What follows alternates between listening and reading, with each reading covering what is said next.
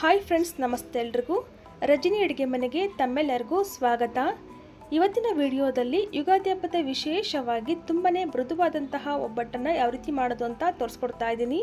ಈ ವಿಧಾನದಲ್ಲಿ ಒಂದ್ಸಲ ಟ್ರೈ ಮಾಡಿ ತುಂಬಾ ಅದ್ಭುತವಾಗಿ ಬರುತ್ತೆ. ಹಾಗಾದರೆ ಬನ್ನಿ, ತಡ ಮಾಡದೆ ಒಬ್ಬಟ್ಟನ್ನು ಯಾವ ರೀತಿ ಮಾಡೋದು ಅಂತ ನೋಡೋಣ. ಮೊದಲದಾಗಿ ಒಬ್ಬಟ್ಟು ಮಾಡ್ಕೊಳ್ಳೋದಕ್ಕೆ ಕಣಕನ ಕಾಸಿಟ್ಕೊಳ್ಬೇಕು. ಹಾಗಾಗಿ ಒಂದು ಬೌಲ್ಗೆ ಒಂದು 3 ಕಪ್ ಆಗುವಷ್ಟು ಮೈದಾನ ಹಾಕ್ಕೊಳ್ತಾ ಇದ್ದೀನಿ. ಯಾವುದಾದ್ರೂ ಒಂದು ಕಪ್ಪಿಂದ ಅಥವಾ ಒಂದು ಬೌಲಿಂದ ಮೆಜರ್ ಮಾಡಿ ಹಾಕ್ಕೊಳ್ಳಿ. ಇವಾಗ ಇದಕ್ಕೆ ಒಂದು 1/4 ಟೀ ಸ್ಪೂನಷ್ಟು ಅರಿಶಿಣ ಪುಡಿ ಹಾಕ್ಕೊಳ್ತಾ ಇದ್ದೀನಿ. ಹಾಗೆಯೇ ಸ್ವಲ್ಪ ಉಪ್ಪನ್ನು ಹಾಕ್ಕೊಂಡು ಚೆನ್ನಾಗಿ ಮಿಕ್ಸ್ ಮಾಡ್ಕೊಳ್ಳಿ. ಬೇಕಂದರೆ ಇದಕ್ಕೆ ಸ್ವಲ್ಪ ಚಿರೋಟಿ ರವೆನ ಹಾಕ್ಕೊಂಡು ಕಲಿಸ್ಕೊಳ್ಬೋದು. ನಾನಿವತ್ತು ಬರೀ ಮೈದಾ ಹಿಟ್ಟಿಂದ ಒಬ್ಬಟ್ಟನ್ನು ಮಾಡ್ಕೊಳ್ತಾ ಇದ್ದೀನಿ. ಈಗ ಸ್ವಲ್ಪ ನೀರನ್ನು ಹಾಕ್ಕೊಂಡು ಚಪಾತಿ ಹಿಟ್ಟಿಗಿಂತ ಸ್ವಲ್ಪ ಸಾಫ್ಟಾಗಿ ಹಿಟ್ಟನ್ನು ಕಲಿಸ್ಕೊಳ್ಬೇಕಾಗತ್ತೆ. ನೋಡಿ, ಈ ರೀತಿಯಾಗಿ ಕಲಿಸ್ಕೊಂಡು ಇವಾಗ ಇದಕ್ಕೆ ಒಂದು 2 ಟೇಬಲ್ ಸ್ಪೂನ್ ಆಗೋಷ್ಟು ಎಣ್ಣೆನ ಹಾಕ್ಕೊಳ್ತಾ ಇದ್ದೀನಿ. ಎಣ್ಣೆನ ಹಾಕ್ಕೊಂಡು ಹಿಟ್ಟಿನ ಜೊತೆಗೆ ಎಣ್ಣೆ ಚೆನ್ನಾಗಿ ಅಬ್ಸರ್ವ್ ಆಗಬೇಕು. ಅಲ್ಲಿ ತನಕ ಈ ರೀತಿಯಾಗಿ ಚೆನ್ನಾಗಿ ನಾದ್ಕೊಳ್ಳಿ. ನಾವು ಎಷ್ಟು ಚೆನ್ನಾಗಿ ಹಿಟ್ಟನ್ನು ನಾದ್ಕೊಳ್ತೀವೋ ಅಷ್ಟು ಚೆನ್ನಾಗಿ ಒಬ್ಬಟ್ಟು ಕೂಡ ಬರುತ್ತೆ. ಈಗ ನೋಡಿ, ಎಣ್ಣೆ ಎಲ್ಲ ಚೆನ್ನಾಗಿ ಅಬ್ಸರ್ವ್ ಆದ ನಂತರ ಮತ್ತೆ 1 ಟೀ ಸ್ಪೂನ್ ಅಷ್ಟು ಎಣ್ಣೆನ ಹಾಕ್ಕೊಂಡು ಮತ್ತೆ ಒಂದು 5 ರಿಂದ 6 ನಿಮಿಷ ಚೆನ್ನಾಗಿ ನಾದ್ಕೊಳ್ಬೇಕು. ಈಗ ನೋಡಿ, ಈ ರೀತಿಯಾಗಿ ಕಲಿಸ್ಕೊಂಡಿದ್ದೀನಿ. ಇವಾಗ ಕಿಚನ್ ಸ್ಲ್ಯಾಬ್ ಮೇಲೆ ಅಥವಾ ಈ ರೀತಿಯಾಗಿ ಒಂದು ಮಣೆ ಮೇಲೆ ಹಾಕ್ಕೊಂಡು ಹಿಟ್ಟನ್ನು ಚೆನ್ನಾಗಿ ನಾದ್ಕೊಳ್ಳಿ. ಒಂದು 5 ರಿಂದ 6 ನಿಮಿಷ ಟೈಮ್ ಕೊಟ್ಟು ಹಿಟ್ಟನ್ನು ಚೆನ್ನಾಗಿ ನಾದ್ಕೊಂಡ್ರೆ ನಿಮಗೆ ಒಬ್ಬಟ್ಟು ಅನ್ನೋದು ಕೂಡ ತುಂಬಾ ಚೆನ್ನಾಗಿ ಬರುತ್ತೆ. ಈಗ ನೋಡಿ, ಒಂದು 5 ನಿಮಿಷ ಚೆನ್ನಾಗಿ ನಾದ್ಕೊಂಡಿದ್ದೀನಿ. ಇದನ್ನು ಇವಾಗ ಒಂದು ಬೌಲ್ಗೆ ಹಾಕ್ಕೊಂಡು ಮೇಲ್ಗಡೆ ಒಂದು 2 ಟೇಬಲ್ ಸ್ಪೂನ್ ಆಗುವಷ್ಟು ಎಣ್ಣೆನ ಹಾಕ್ಕೊಳ್ತಾ ಇದ್ದೀನಿ.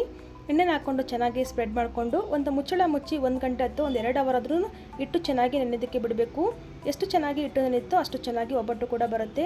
ಅಷ್ಟರಲ್ಲಿ ನಾವು ಇದಕ್ಕೆ ಬೇಕಾಗಿರುವಂಥ ಹೂರಣ ರೆಡಿ ಮಾಡ್ಕೊಳ್ಳೋಣ. ಇವಾಗ ಮೈದಾನ ಯಾವ ಕಪ್ಪಲ್ಲಿ ತೊಗೊಂಡಿದ್ದೀವೋ ಅದೇ ಕಪ್ ಅಳತೆಯಲ್ಲಿ 2 ಕಪ್ ಆಗೋಷ್ಟು ತೊಗರಿಬೇಳೆ ತೊಗೊಂಡಿದ್ದೀನಿ. ತೊಗರಿಬೇಳೆ ಬದಲಾಗಿ ಕಡಲೆಬೇಳೆನ ಸಹ ಹಾಕ್ಕೊಳ್ಬೋದು.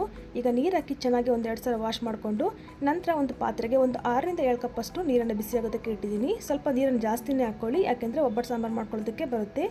ನೀರು ಚೆನ್ನಾಗಿ ಬಿಸಿಯಾದ ನಂತರ ತೊಳೆದಿಟ್ಟಿರುವಂಥ ಬೇಳೆ ಸೇರಿಸ್ಕೊಳ್ತಾ ಇದ್ದೀನಿ. ಹಾಗೆಯೇ ಸ್ವಲ್ಪ ಉಪ್ಪು, 1 ಟೀ ಸ್ಪೂನ್ ಅಷ್ಟು ಎಣ್ಣೆನ ಹಾಕ್ಕೊಳ್ತಾ ಇದ್ದೀನಿ. ಈ ರೀತಿ ಸ್ವಲ್ಪ ಎಣ್ಣೆನ ಹಾಕ್ಕೊಂಡು ಬೇಯಿಸ್ಕೊಳ್ಳೋದ್ರಿಂದ ಬೇಳೆ ಬೇಗನೆ ಬೇಯುತ್ತೆ. ಈಗ ನೋಡ್ತಾ ಇರ್ಬೋದು, ಬೇಳೆ ಎಲ್ಲ ಹದವಾಗಿ ಬೆಂದಿದೆ. ಈ ರೀತಿಯಾಗಿ ಒಂದ್ಸಲ ಚೆಕ್ ಮಾಡ್ಕೊಳ್ಳಿ. ನೋಡ್ಬೋದು, ಈಸಿಯಾಗಿ ಕಟ್ ಆಗ್ತಾ ಇದೆ. ಇವಾಗ ಗ್ಯಾಸನ್ನು ಆಫ್ ಮಾಡಿಕೊಂಡು ಈ ರೀತಿಯಾಗಿ ಶೋಧಿಸ್ಕೊಳ್ಳೋಣ. ಬೇಳೆ ಸಪ್ರೇಟಾಗಿ ಮಾಡ್ಕೊಳ್ಬೇಕು, ಕಟ್ಟನ್ನು ಸಪ್ರೇಟಾಗಿ ಮಾಡ್ಕೊಳ್ಬೇಕು. ನೀವು ಬೇಳೆನ ಸರಿಯಾಗಿ ಬೇಯಿಸ್ಕೊಂಡಿಲ್ಲ ಅಂದರೆ ಒಬ್ಬಟ್ಟು ತಟ್ಟುವಾಗ ಬೇಳೆ ಆಗಿ ಸಿಗ್ತಾ ಇರುತ್ತೆ. ಈ ಕಟ್ಟನ್ನು ಉಪಯೋಗಿಸ್ಕೊಂಡು ಒಬ್ಬಟ್ಟು ಸಾಂಬಾರನ್ನ ಯಾವ ರೀತಿಯಾಗಿ ಮಾಡೋದು ಅಂತ ನೆಕ್ಸ್ಟ್ ವಿಡಿಯೋದಲ್ಲಿ ಅಪ್ಲೋಡ್ ಮಾಡ್ತೀನಿ. ಇವಾಗ ನಾನು ಮತ್ತೆ ಅದೇ ಪಾತ್ರೆಗೆ ಬೇಳೆನ ಹಾಕ್ಕೊಳ್ತಾ ಇದ್ದೀನಿ. ಸ್ವಲ್ಪನೂ ಕೂಡ ನೀರಿರಬಾರ್ದು. ಈಗ 1 ಸೌಟಷ್ಟು ಬೇಳೆ ನಾನು ಎತ್ತಿಟ್ಕೊಳ್ತಾ ಇದ್ದೀನಿ, ಯಾಕೆಂದರೆ ಒಬ್ಬಟ್ಟು ಸಾಂಬಾರು ಮಾಡ್ಕೊಳ್ಳೋದಕ್ಕೆ ಬೇಕಾಗುತ್ತೆ. ಒಂದು 4 ಸ್ಪೂನಷ್ಟು ಬೇಳೆನ ತೆಗೆದಿಟ್ಕೊಳ್ಳಿ. ಇವಾಗ ಇದಕ್ಕೆ ಒಂದು 2 ಕಪ್ಪಷ್ಟು ಬೆಲ್ಲನ ಹಾಕ್ಕೊಳ್ತಾ ಇದ್ದೀನಿ. 2 ಕಪ್ಪಷ್ಟು ಬೇಳೆಗೆ 3 ಕಪ್ಪಷ್ಟು ಮೈದಾ, 2 ಕಪ್ಪಷ್ಟು ಬೆಲ್ಲ ಸಾಕಾಗುತ್ತೆ. ಇವಾಗ ನಾನು ಇದಕ್ಕೆ ಒಂದು 2 ಕಪ್ಪಷ್ಟು ಫ್ರೆಶ್ ಆಗಿರೋ ತೆಂಗಿನಕಾಯಿ ತುರಿನ ಹಾಕ್ಕೊಳ್ತಾ ಇದ್ದೀನಿ. ಹಾಕಿ ಮೀಡಿಯಂ ಫ್ಲೇಮಲ್ಲಿ ಇಟ್ಕೊಂಡು ಚೆನ್ನಾಗಿ ಮಿಕ್ಸ್ ಮಾಡ್ಕೊಳ್ಳಿ. ಒಂದು 5 ರಿಂದ 6 ನಿಮಿಷದೊಳಗೆ ಬೆಲ್ಲ ಎಲ್ಲ ಕರಗಿ ಈ ರೀತಿಯಾಗಿ ಆಗುತ್ತೆ. ಸೊ ನೋಡ್ಬೋದು ಎಷ್ಟು ಚೆನ್ನಾಗಿ ಬೇಳೆ ಬೆಂದಿದೆ ಅಂತ. ಇದಕ್ಕೆ ಸ್ವಲ್ಪ ಏಲಕ್ಕಿನ ಸಹ ಹಾಕ್ಕೊಂಡಿದ್ದೀನಿ. ಈಗ ಸ್ಟವನ್ನು ಆಫ್ ಮಾಡಿಕೊಂಡು ಸ್ವಲ್ಪ ತಣ್ಣಗಾದ ನಂತರ ಮಿಕ್ಸರ್ ಜಾರ್ಗೆ ಹಾಕ್ಕೊಳ್ತಾ ಇದ್ದೀನಿ. ಹಾಕಿ ಇದನ್ನು ಆದಷ್ಟು ನುಣ್ಣಗೆ ರುಬ್ಕೊಳ್ಬೇಕು. ಸೊ ನೋಡಿ, ಈ ರೀತಿಯಾಗಿ ರುಬ್ಕೊಂಡಿದ್ದೀನಿ. ಎಲ್ಲೂ ಸಹ ಬೇಳೆ ಕಾಣಿಸ್ತಾ ಇಲ್ಲ.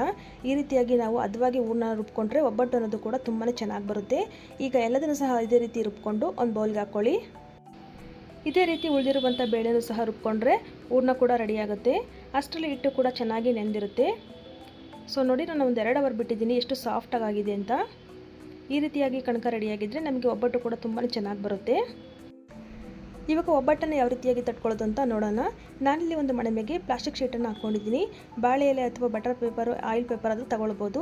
ಈಗ ಸ್ವಲ್ಪ ಕಣಕನ ಇದ್ರ ಮೇಲೆ ಇಟ್ಕೊಂಡು ಈ ರೀತಿ ಸ್ವಲ್ಪ ಅಗಲವಾಗಿ ಪ್ರೆಸ್ ಮಾಡ್ಕೊಳ್ಳಿ. ನೋಡಿ, ಈ ರೀತಿಯಾಗಿ ಪ್ರೆಸ್ ಮಾಡ್ಕೊಂಡ ನಂತರ ಈಗ ಹೂರಣ ತಗೊಂಡು ಈ ರೀತಿಯಾಗಿ ಮಧ್ಯಭಾಗದಲ್ಲಿ ಇಟ್ಕೊಳ್ಬೇಕು. ಕಣಕ ಪ್ರಮಾಣ ಕಡಿಮೆ ಇರಬೇಕು, ಹೂರಣ ಪ್ರಮಾಣ ಜಾಸ್ತಿ ಇರಬೇಕು. ಈ ರೀತಿಯಾಗಿ ಕ್ಲೋಸ್ ಮಾಡ್ಕೊಳ್ತಾ ಬನ್ನಿ. ನಾನು ತೋರಿಸಿರುವಂಥ ವಿಧಾನದಲ್ಲಿ ಒಂದ್ಸಲ ಟ್ರೈ ಮಾಡಿ ನೋಡಿ ಫ್ರೆಂಡ್ಸ್, ತುಂಬ ಚೆನ್ನಾಗಿ ಬರುತ್ತೆ. ಈಗ ನೋಡಿ, ಕ್ಲೋಸ್ ಮಾಡಿಕೊಂಡು ಮೇಲ್ಗಡೆ ಇರುವಂಥ ಎಕ್ಸ್ಟ್ರಾ ಹಿಟ್ಟನ್ನು ತೆಗೆದು ಅದನ್ನು ಸಹ ಕ್ಲೋಸ್ ಮಾಡ್ಕೊಳ್ಬೇಕು. ಇವಾಗ ಸ್ವಲ್ಪ ಕೈಗೆ ಎಣ್ಣೆನ ಹಚ್ಕೊಂಡು ಈ ರೀತಿಯಾಗಿ ನಿಧಾನವಾಗಿ ತೊಟ್ಕೊಳ್ತಾ ಬನ್ನಿ. ಎಲ್ಲೂ ಕೂಡ ಹೂರಣ ಅನ್ನೋದು ನಮಗೆ ಆಚೆ ಬರ್ತಾ ಇಲ್ಲ, ತುಂಬಾ ಚೆನ್ನಾಗಿ ಬರುತ್ತೆ. ನಿಮಗೆ ಎಷ್ಟು ತೆಳುವು ಬೇಕೋ ಅಷ್ಟು ತೆಳುವಾಗಿ ನೀವು ಈ ರೀತಿಯಾಗಿ ತೊಟ್ಕೊಳ್ಬೋದು. ಹಾಗೆ ಫ್ರೆಂಡ್ಸ್, ಯಾರೆಲ್ಲ ಫಸ್ಟ್ ಟೈಮ್ ನಮ್ಮ ಚಾನಲ್ ನೋಡ್ತಾ ಇದ್ರೆ ಪ್ಲೀಸ್ ಸಬ್ಸ್ಕ್ರೈಬ್ ಮಾಡಿಕೊಂಡು ಸಪೋರ್ಟ್ ಮಾಡಿ. ಸೊ ನೋಡಿ, ಈ ರೀತಿಯಾಗಿ ರೌಂಡ್ ಶೇಪಲ್ಲಿ ಜೋಡಿಸ್ಕೊಂಡು ಇವಾಗ ನಾವು ಈಸಿಯಾಗಿ ಇದನ್ನು ಕವರ್ ಸಮೇತ ತೆಗಿಬೋದು. ಈ ರೀತಿಯಾಗಿ ಕಷ್ಟ ಆಗುತ್ತೆ ಅಂದರೆ ಬಾಳೆ ಎಲೆ ಮೇಲೆ ಹಾಕ್ಕೊಂಡು ಡೈರೆಕ್ಟಾಗಿ ಬಾಳೆ ಎಲೆ ಸಮೇತ ನೀವು ತವದ ಮೇಲೆ ಹಾಕ್ಕೊಳ್ಬೋದು. ಇವಾಗ ನೋಡಿ, ತವ ಕೂಡ ಬಿಸಿಯಾಗಿದೆ. ಇವಾಗ ಒಬ್ಬಟ್ಟನ್ನು ಹಾಕ್ಕೊಂಡು ಬೇಯಿಸ್ಕೊಳ್ಳೋಣ. ಉರಿನ ನೀವು ಮೀಡಿಯಂ ಫ್ಲೇಮಲ್ಲಿ ಇಟ್ಕೊಂಡು ಬೇಯಿಸ್ಕೊಳ್ಳಿ. ಈಗ ನೋಡಿ, ಒಂದು ಕಡೆ ಚೆನ್ನಾಗಿ ಬೆಂದಿದೆ. ಮೇಲ್ಗಡೆ ಸ್ವಲ್ಪ ತುಪ್ಪ ಅಥವಾ ಎಣ್ಣೆನ ಹಾಕ್ಕೊಂಡು ಚೆನ್ನಾಗಿ ಬೇಯಿಸ್ಕೊಳ್ಬೇಕಾಗತ್ತೆ. ಸೊ ನೋಡ್ಬೋದು ಎಷ್ಟು ಚೆನ್ನಾಗಿ ಉಬ್ಬಿ ಬರ್ತಾ ಇದೆ ಅಂತ. ತುಂಬಾ ಸಾಫ್ಟಾಗಿ ಬರುತ್ತೆ. ಈಗ ನೋಡಿ ಮತ್ತೆ ಉಲ್ಟಾ ಮಾಡಿಕೊಂಡ್ರೆ ಸೂಪರಾಗಿರುವಂಥ ಒಬ್ಬಟ್ಟು ರೆಡಿಯಾಗುತ್ತೆ. ಇವಾಗ ಮತ್ತೊಂದು ಸುಲಭ ವಿಧಾನದಲ್ಲಿ ಒಬ್ಬಟ್ಟನ್ನು ತಟ್ಟೋದನ್ನು ತೋರಿಸ್ಕೊಡ್ತಾ ಇದ್ದೀನಿ. ಸ್ವಲ್ಪ ಕಣ್ಕಣ ತಗೊಂಡು ಈ ರೀತಿಯಾಗಿ ತಟ್ಕೊಳ್ಳಿ. ಮಧ್ಯಭಾಗದಲ್ಲಿ ಹೂರಣ ಇಟ್ಟು ಈ ರೀತಿಯಾಗಿ ಕ್ಲೋಸ್ ಮಾಡ್ಕೊಳ್ತಾ ಬನ್ನಿ. ಮೇಲ್ಗಡೆ ಇರುವಂಥ ಎಕ್ಸ್ಟ್ರಾ ಹಿಟ್ಟನ್ನು ತೆಗೆದುಹಾಕೊಳ್ಳಿ. ಮತ್ತೆ ಹಿಟ್ಟನ್ನು ಈ ರೀತಿಯಾಗಿ ಕ್ಲೋಸ್ ಮಾಡಿಕೊಂಡು ಸ್ವಲ್ಪ ತಟ್ಕೊಳ್ಬೇಕು. ಯಾರಾದರೂ ಫಸ್ಟ್ ಟೈಮ್ ಒಬ್ಬಟ್ಟನ್ನ ಮಾಡ್ತಾಯಿದ್ರೆ ಈ ವಿಧಾನದಲ್ಲಿ ಖಂಡಿತ ಟ್ರೈ ಮಾಡಿ, ತುಂಬಾ ಚೆನ್ನಾಗಿ ಬರುತ್ತೆ. ಈಗ ನೋಡಿ ಸ್ವಲ್ಪ ತಟ್ಕೊಂಡ ನಂತರ ಮೇಲ್ಗಡೆ ಪ್ಲಾಸ್ಟಿಕ್ ಕವರ್ನ ಹಾಕ್ಕೊಳ್ತಾ ಇದ್ದೀನಿ. ಅದಕ್ಕೂ ಸಹ ಸ್ವಲ್ಪ ಎಣ್ಣೆನ ಹಚ್ಕೊಂಡು ಈ ರೀತಿಯಾಗಿ ತಿಟ್ಕೊಳ್ತಾ ಬನ್ನಿ. ತುಂಬಾ ಸುಲಭವಾಗಿ ಮಾಡ್ಕೊಳ್ಬೋದು. ನೋಡಿ ಎಷ್ಟು ತೆಳುವ ಬೇಕೋ ಅಷ್ಟು ತೆಳುವಾಗಿ ಮಾಡ್ಕೊಳ್ಬೋದು. ಬರದೇ ಇರೋರು ಕೂಡ ತುಂಬ ಈಸಿಯಾಗಿ ಮಾಡ್ಕೊಳ್ಬೋದು. ಇವಾಗ ಮೇಲ್ಗಡೆ ಇರುವಂಥ ಕವರ್ನ ತೆಗೆದ್ಬಿಟ್ಟು ತವದ ಮೇಲೆ ಹಾಕ್ಕೊಳ್ಳೋಣ. ತವದ ಮೇಲೆ ಹಾಕ್ಕೊಂಡು ಮೀಡಿಯಂ ಫ್ಲೇಮಲ್ಲಿ ಇಟ್ಕೊಂಡು ಚೆನ್ನಾಗಿ ಬೇಯಿಸ್ಕೊಳ್ಬೇಕು.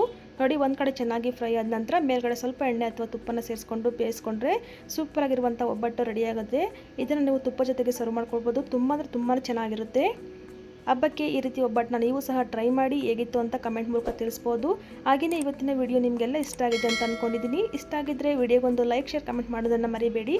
ಮತ್ತಷ್ಟು ಈಸಿ ರೆಸಿಪಿಗಾಗಿ ನಮ್ಮ ಚಾನಲ್ನ ಸಬ್ಸ್ಕ್ರೈಬ್ ಮಾಡ್ಕೊಳ್ಳಿ. Thank you for watching.